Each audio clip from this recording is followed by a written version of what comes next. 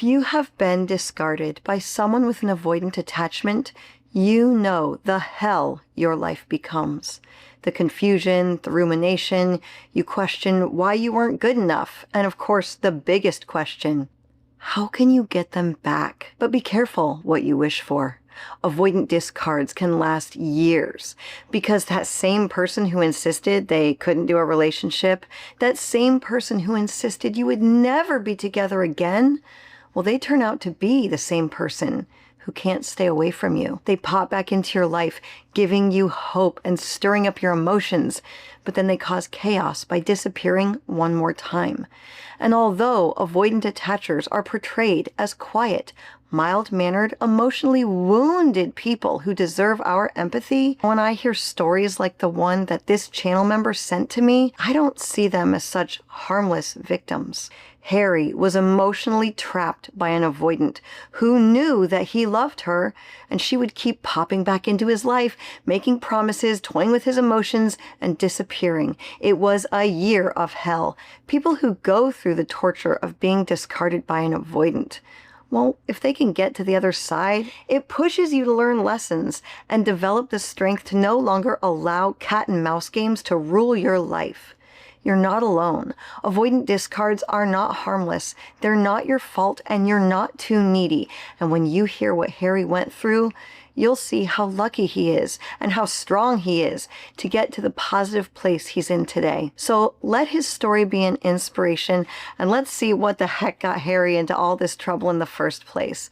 Oh, and if you're a member and you've already seen this video, go on over to the members only playlist because I have fresh Friday morning content just for you. Harry writes, "Hello, Maria. I'm a 41-year-old male, and I've had lots of relationships over the years, but I never thought in my life I would experience anything like I did with the avoidant. In 2021, I decided to pursue my doctor training in another country. That's very brave. I found a school, and within the first 2 months, I was taught by a teacher called Anya. We had an instant attraction. I asked her out and she agreed. The first 3 months of the relationship were amazing. The dates, how it progressed in the beginning. We shared our first kiss on the 3rd date. Waited until the 6th before we got really physical. I will never forget. She literally jumped on me. It was so magical, and I know she could feel it too. There was only one really big red flag at this stage. It was the first conversation we had about social media. She has a large Instagram following, and she is obsessed with it. One morning at 5 a.m., there was heavy bombing in the city. I messaged her at lunchtime and asked her if she was okay. She did not reply until 4 p.m., and I was shocked at the delay. I asked her why she didn't check in with me. She told me she knew I was okay. What I found really annoying is she was posting lots of news stories all morning and afternoon on her socials saying how difficult it was to be in the city at that time, but it never crossed her mind to contact her partner all day. But after 3 months, things started to change, and the first silent treatment and the breakup appeared. She seemed distant, and I felt she was withholding and being manipulative. For example, she would leave dates after exactly 2 hours. It felt like she was clock watching. I've experienced that. I forgot about that. That is weird. It felt like she was clock watching, and I felt this was a sign of manipulative behavior. I asked her not to play these kinds of games. She disappeared for 3 weeks after I sent her that text without any response, and I have to admit I did chase her. We met, had a beautiful walk, and reconciled when she finally replied. This was the first of what would be 8 cycles with a true avoidant over the next year and a half. In reality, we were probably only a couple for 6 months during that time, given all of the breakups and silent treatments throughout. The second breakup occurred when I wanted to talk to her on the phone. She said she was just a texter and she does not talk to her boyfriends on the phone. Okay, well, you're not one of her boyfriends. You're Harry. I thought this was ridiculous. She's a teacher. She speaks on the phone with colleagues all the time. She even does video lessons, so I thought this was a double standard. I told her this, and I said I would rather talk than text, but I am happy to do both. This sparked another breakup. We reconciled a few weeks later. This time she had reflected, and she even said how ridiculous it was. I planned to travel around for a few weeks. We talked every day. We also had phone intimacies multiple times. I could not wait to get back and see her. The third breakup. When I returned, we visited a beautiful spot in the city. I was in my camper van and I had just returned from my trip. We had a great walk and had a lot of fun in that camper van. I got a nice camera out and I was taking pictures of the moon. I walked home. When outside of her apartment, she suddenly said that she wasn't sure if she wanted to be with me and she needed time to process her thoughts. This came out of nowhere. I was so shocked after such a special time together. A couple of days later, she called and ended it with me for no real reason. We did not speak again for another few weeks. After the few weeks we didn't speak, I, like an idiot, asked to see her and we agreed to go for a walk. I bought her flowers, told her that I loved her, and we got back together. Everything was great until the coffee shop incident, which Harry's going to go through. Soon after, we had another great weekend together, shopping, nice meals. I spent approximately $40, which is not too important, and it's not a lot of money. But I really want to say that I treated her that weekend. The following Tuesday, we met for a walk, where she took me to a beautiful spot near where she lived. We sat on the edge of a cliff, but she was acting distant. I mentioned that she was acting a bit cold, and sometimes I feel like I'm pouring my love into a black hole. She wasn't showing any affection. We didn't argue, and she said that this was just her love style, whatever that meant.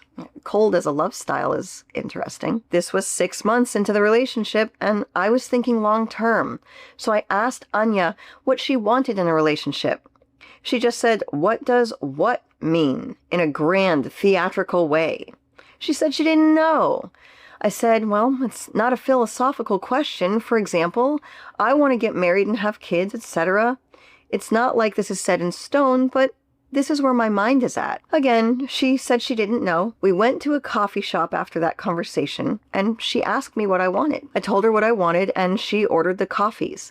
Then when it came time to pay, she just paid for her own, and then pointed me towards the pay machine. I had just spent $40 on her the weekend before, and I joked around and said, "Oh, can you not buy a coffee for me?" with a small laugh. But she exploded in that shop. She crossed her arms and made a big scene. I managed to contain this and had a serious conversation with her. Anya had this weird, evil look on her face. I had never seen this before, but it was like she was another person. It was almost like she was possessed. Well, she got really triggered, Harry, by the conversation you guys had about the future, and buying her own coffee is like rebelling against the idea of a man taking care of her. Anya and I talked for an hour, and she was just weird. She said, "All the games are in my head." I replied, "Well, I think this night proves otherwise." This was the point when I first started to realize something was not right. I thought that this girl might not be relationship material. Yeah, well, she's not relationship material if she's rebelling against one. I said to her if she just wanted a friends with benefits thing, that I am fine with that. I would just like to know where I am with her. Anya refused, and she said she wanted a full emotional relationship. I left, and we agreed to meet the following day. Just to put things in perspective, before Anya, I had usually broken up with girls around the 6-month mark that, and if I didn't see a future. For example, I dated a girl called Linda. She had a child, and her mom had cancer. I was a nurse at the time. She told me that she only had time to see me once every 2 weeks. That was not enough for me, as I did not want a part-time girlfriend. It was a pretty normal breakup. She wasn't happy, but I knew that I needed more. Before that was a girl called Nancy. On paper, we were perfect for each other. She was pretty and a nice girl. I tried so hard to love her, but unfortunately the chemistry was not there. She is now married and living with kids in Dubai, and I am very happy for her. Before that, I dated a girl called Justine, the only girl to ever write me poetry. She was beautiful and kind, however. At 6 months into the relationship, I had the word wanker scratched into my car. When I questioned Justine about this, It turned out she was actually already engaged to someone. I, of course, broke up with her, and she went on to marry her fiancé 3 months later. Prior to that, I dated a girl called Stefania. She was 21 and I was in my 30s. The relationship was great, but she was very selfish and wanted to go out all the time. When New Year's came, she decided that spending time with her friends was more important than being with me. This, for me, was one of her many selfish decisions, and despite her apologizing and crying, I decided just to end it with her amicably. I think she was just too young for me. So I've shared the last 4 relationships prior to meeting Anya. I won't bore you with any more, but I'm sure you can tell it's nothing too crazy apart from the engaged girl, but they all ran their course and ended what I would say normally. Harry continues. Breakup number 4. The following day, Anya came to my apartment with a bag of food she knew I liked from the supermarket, and then she threw it in my face and ran off. She told me she has no problem paying for herself. I think it's because I brought up the fact that I had paid for everything the weekend before, but it was a joke. I then got the silent treatment for 7 weeks. Just complete radio silence. Nothing. I was in absolute despair, and I struggled to finish my medical studies for the year, but I did. Oh, I'm so glad. I am so glad, Harry, that you were able to finish that during 7 weeks of silent treatment from a woman that you love. Is quite a feat. I hate to admit it, but I was crying most nights. How could someone just change so quickly and treat me like this over nothing? During the 7-week silent treatment, I met a girl called Callie. We went on a couple of dates and she seemed nice. Nothing happened, but we were planning on seeing each other again. However, I did not continue to pursue Callie because Anya reappeared. And Harry says, this is one of my biggest regrets. I think a lot of us can feel that, Harry. Callie did move shortly after for work, but she may or may not have done this if we had continued dating, and I guess I'll never know. Breakup number 5. Anya contacted me during the summer holiday and asked to meet. We talked, and once again, the time we spent together was amazing. This amazing time lasted for 1 week. During the reconciliation phase, I'd already been researching what may be wrong in the relationship. I came across avoidant personality disorder, not the attachment style. I was still unaware of attachment styles at the time, but I sent her some material on the subject, and I said I also think she may be a narcissist. I sent her some information on the relationship cycle, and I said I am starting to think that this cycle I'm reading about is very similar to what's going on with us. To be fair to her, she said she would try to review the material and understand. That's shocking. And I'm sure this is another big lesson that you've learned, Harry.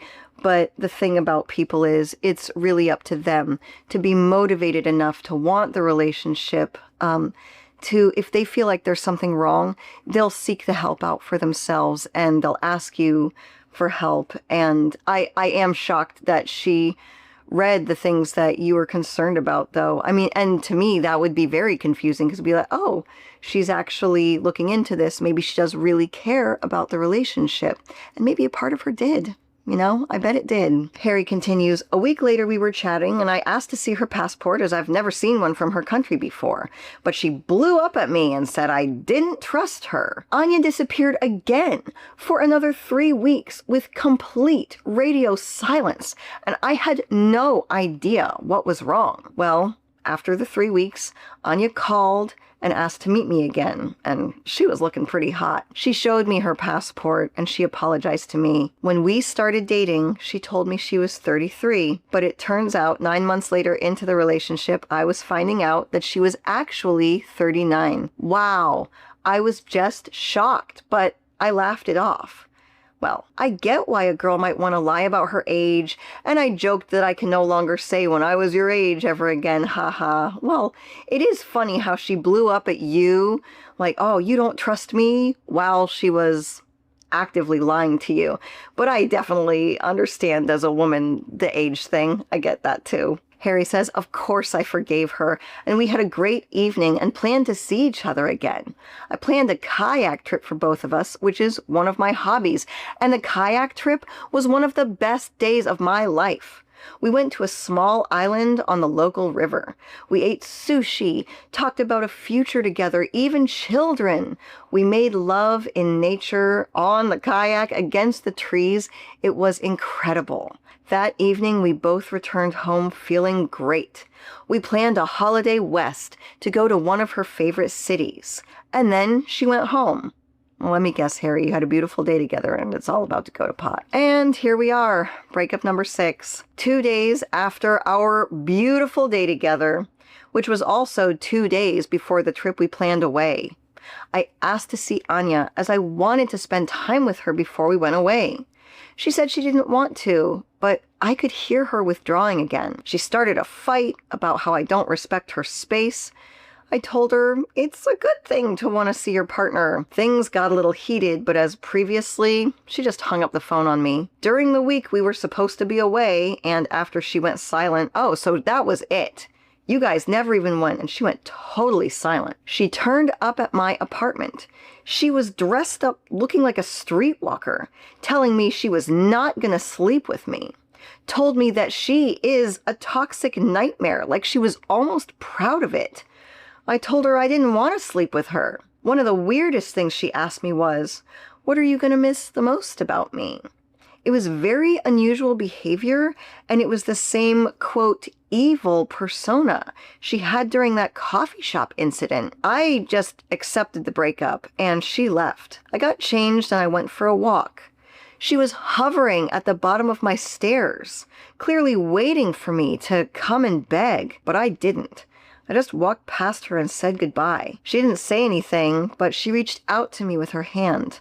I just walked away. After that, she disappeared for 7 months. It was the longest silent treatment I ever had. I, once again, was distraught and confused. 3 months later, after that breakup, I reached out and asked Anya if we could clear the air. I was still a student at university, and we would see each other sometimes on the campus. She gave me nothing. No response to say no. No response at all. Just complete silent treatment again. I have to say, this is the first time I felt frustration towards her. Well, you have a high tolerance. I texted her to call her a POS, that she is a narcissist, and I cannot believe I let her into my life. I received no response to that either. However, this would be the reason she told me she disappeared at the 8th and final breakup, even though she got back together with you again in the meantime. Then came February this year of 2025. It was a week before Valentine's, and she sent me a very long email. I had stayed in no contact since September, and we walked past each other briefly that week on campus, and she said hello, and then came her email. I did not respond for a couple of days, and then when I did respond back, I did with a much shorter email. And I did this because I was following some advice I had received not to let her back in so easy. And yes, that's not bad advice. When someone comes back into your life, sometimes people do it genuinely. Sometimes breakups are a mistake, but you want to take the time to evaluate it. And of course, as you know what's going on here, this has happened so many times. Even if you waited a couple of days, she's probably already got it in her head that she could get you back. No problem. For a whole week, she apologized. I sent her some YouTube videos on the impact of abusive behavior and silent treatments, which she did watch before we met up again. She said she understood why I called her horrible names. She said that she realized in December how much pain she had caused me, and it took her a couple of months to reach out to try to make things better. She told me that she is an avoidant and now going to therapy, so I took her back. We had an amazing Valentine's. I planned a date around her obsession with fashion based on a program called Dressed to Impress. I showed her some episodes, and this formed the theme of the date. We bought clothes for each other. She had an amazing time and said it was as good as the kayaking date. Sounds like you put a lot of time and thought and energy into that date. Breakup number 7. 2 weeks after we got back together, she just disappeared for 2 days. Phone off. I messaged her at work to tell her no more silent treatments, or Anya, we are over. We reconciled the next day. No breakup. And I thought, wow, she's actually getting better. But then the following day, she posted lots of sexy pictures of herself on Instagram. There's the rebellion again. She's rebelling against the commitment of the relationship. Harry says, I was a bit shocked after we just got back together that she was seeking validation outside of the relationship. And she wasn't sending those pictures to me instead of blasting them to everyone else. Yeah, she's rebelling against you, and it's why she pays for a lot of her own stuff too. I have no problem with her posting, and maybe I could have handled it better, as maybe I came across as a little accusatory. When I asked her about it, she turned it into a massive argument. She called me controlling and hung up the phone. I don't know anything about her background, but in this instance, maybe she's channeling times in her past. She might have grown up with really controlling parents. So when she's throwing a tantrum and calling you controlling just because you don't want the woman you love bearing everything to men online, it just sometimes she might actually be talking to her parents. It's just more of a subconscious thing. So, another 2 days of the silent treatment. I contacted her again at work to see if she canceled our plans and if our upcoming weekend is over.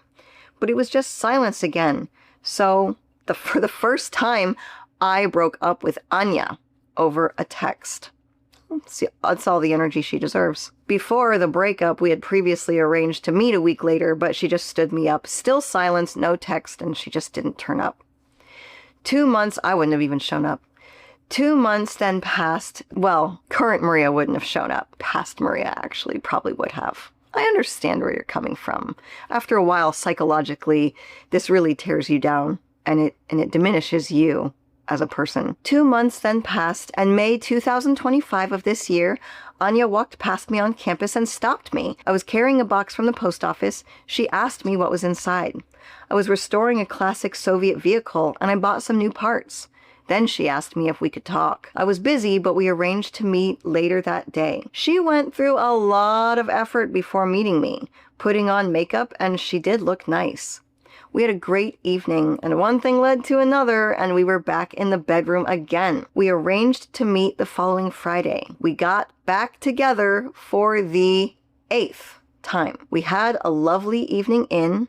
She told me she no longer wanted drama or chaos and that she is very sorry. I told her I needed her to show up in the relationship. I wanted her to put some work in, arranging dates, etc. It just felt one-sided. She agreed, and we made our relationship Facebook official. I walked her to the bus stop holding hands. When the bus arrived, she kissed me and thanked me for a great day. And that evening, she posted pictures of us together online, sent me some really nice romantic messages saying she could still smell me on her skin. I thought, finally, she is now on the same page. Yeah, it's like every time she comes back, oh yes, I'll read the information to make the relationship better.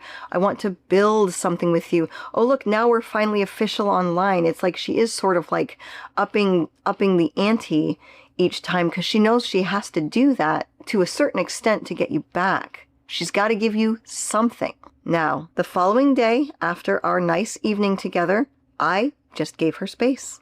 I didn't want to text her or overwhelm her after such a nice day. The following day, I waited until later in the afternoon. This was now Sunday, and still nothing from Anya. I texted her Sunday evening to say that I was thinking about her. Still nothing. 5 days had passed, and then I started getting a little worried. She never just disappeared all the way after a nice interaction. There was no trigger, no warning, no argument. She was just gone. So I asked a colleague at her work if she was at work, and it turns out she was not dead. She was at work. I had now reached my breaking point. She had gotten worse, not better. I wanted to give the avoidant something she finally couldn't avoid.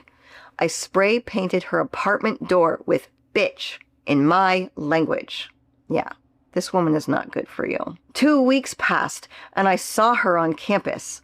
She started running away, but I stopped her and said that we are going to have a conversation. You know, Harry, I just want to say, I completely understand emotionally, mentally, where you are coming from, because I remember doing that too.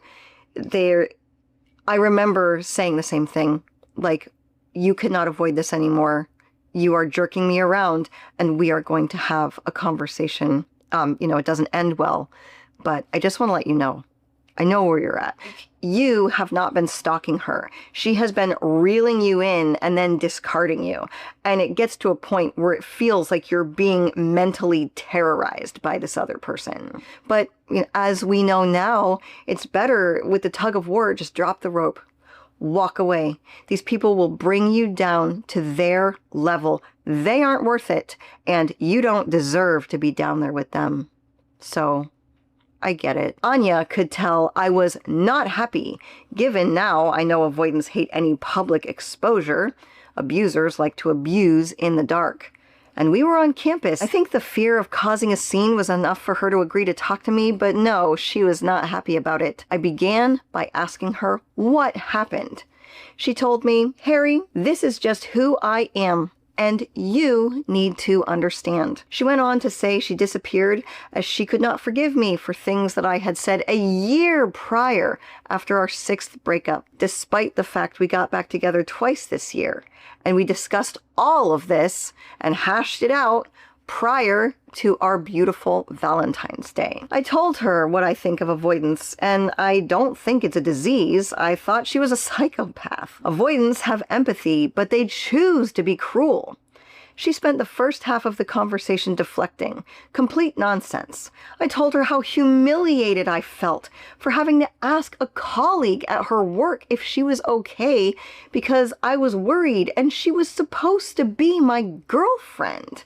She said, oh my gosh, I wonder who that was. You should not be speaking to any of my colleagues about me. I told Anya that this was not a normal response, and caring about a partner's welfare is normal in a relationship if someone disappears for 5 days. This was all nonsense. I asked her if she actually listens to the words coming out of her mouth. She told me she could not believe that I contacted one of her coworkers and that now we are even. She said what I did was illegal. I replied that psychological and emotional abuse is now defined as domestic violence across Europe and has been since 2022, and that she knew what she was doing was wrong, but she still did it. I called her out, told her she was on a different planet, that I only love a small part of her, and that it's like dating 2 different people. I think that she thought this was the begging her back conversation. How deluded. I made it clear I no longer wanted to be with her. The second half of the conversation, she softened. She told me that I have standards she simply cannot meet. No, you just have standards. That I deserved a healthy relationship. That's true. She said that she always felt that I was more intelligent than her. I said, for me, relationships are simple. You either want to be with someone or you don't. It's not a competition of who is more intelligent.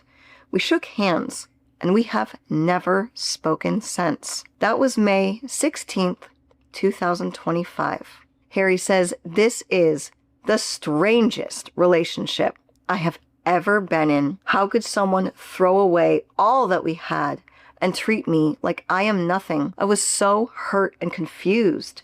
The avoidant just is not capable of a relationship. We never had any real issues.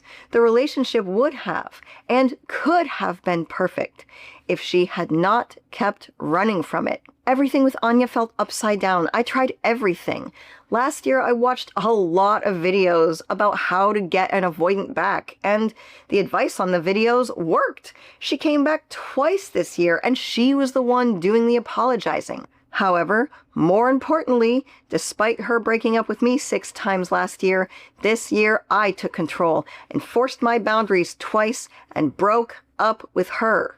And now that I'm watching your channel, instead of thinking about getting back with her, I am trying to heal and move on. And do you know, to this day, she still hovers and breadcrumbs Harry, especially around Valentine's Day. But now he knows better. And he says that being able to share his story with others has been good therapy and a great part of his journey. I feel it's because when you hear someone talk about a story and it seems like someone else, the answer becomes a little more clear. And if you would like me to share your story of your breakup or the lessons that you've learned, I'll go ahead and put my personal email in the description below. I am going to be okay. I did everything, gave her space. Maybe I shouldn't have given her the chances that I did, but that 20% of Anya was amazing. I would have married that girl. But the 80%, the chaos, the destruction, it's not worth it. And as I mentioned to her in my breakup conversation that I forced her to have, I can't build something special with someone who disappears all the time. Maria, it is right what you say about kids. Imagine a woman that runs from intimacy all the time and the effect that that would have on children. Oh yeah. Just wait till they have a big important problem and their mom completely dismisses them. Whatever they make you feel, they will make your children feel. You could bank on that. Harry goes on to say, because of my medical training and experience, I see myself as being more psychologically aware, but I believe that my empathy was misplaced. I am sure she will be back. I hope next time I am strong enough to turn her down. We have the support of everyone on this channel, Harry. We all deserve, even if we're single, we should take care of ourselves so that we allow ourselves to be the best version that we could be. And that's what healthy relationships do as well. Harry says, I personally have started to see this avoidant attachment as more like colorblindness. I came to the conclusion that avoidants, or at least mine, simply do not have the capacity for romantic love. Love to them is more utilitarian, like the love you have for a phone or a car. They can just pick it up and use it when it serves their need. They have something missing, and therefore they lack empathy. In my humble opinion, of course. She was capable of family love, etc., but romantic love, not so much. Well, she couldn't show up for you. I am not a fan of the attachment theory, but to be honest, this is my take. You can't teach someone with color blindness what green looks like, but you can teach them to cope without seeing it. I thought this was very interesting, and I have a green nail polish just for you, Harry, and it is called Punk, which I thought was perfect for your story and perfect for a relationship rebel like Anya. Harry continues, anxiety can come to anyone and can be fixed with lots of security and love. Even self-love, trust me. Perhaps I will be slightly anxious in my next relationship, but I will be more sensitive to red flags. This is normal, but unlike the avoidant, my capacity for love will not change. Avoidants are best suited to dating other avoidants or just be friends with benefits. The problem, as with Anya, is they want their partner to be fully and emotionally invested without offering the same. Well, you wouldn't be so easy to get back if you didn't love her, right? This one-sided dynamic does not exist, and it is so selfish and damaging because they do not have the ability to offer the same of what they want. Although I must take some responsibility, as I did keep going back, but I am not a victim. I believe Anya did have moments of sincerity. It still perplexes me that people can run away from relationships when they are good. It's just so paradoxical, and no wonder people like me and others spend so much time trying to figure this all out. That's where your channel comes in, I guess, to help inform and educate through lived experience situations like that. They don't make sense. They defy all logic and social norms. I want everyone to know that it's not normal. She got a real-world avoidant consequence that she couldn't avoid. Yeah, she's lost you forever. I had my breakup conversation calling out her BS. I've shared the experience, and through you, maybe someone else can learn about this and make better informed choices faster. That's awesome, Harry. I don't even think you could have ended it any better. It's time to draw a line and move on. And Harry, I'm sporting this green punk color all week just for you, as a reminder to all of us that it's time to rebel against relationships that cheat you out of a good life and diminish who you are. My name is Maria Adriana. You did not have to live Harry's life, but he absolutely hopes you can learn something from it. As always, thank you for visiting The Other Half. And thank you for being a member.